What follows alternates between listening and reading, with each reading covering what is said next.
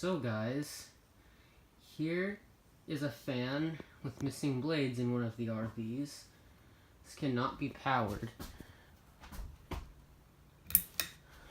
Cannot be powered. I don't know why the blades are missing, but they just are. And here is an exhaust fan right here.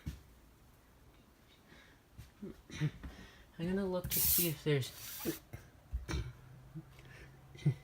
Yeah, you can see that there's a picture of one of the fans in this thing here. So yeah, there are ceiling fans in some of them, like this one.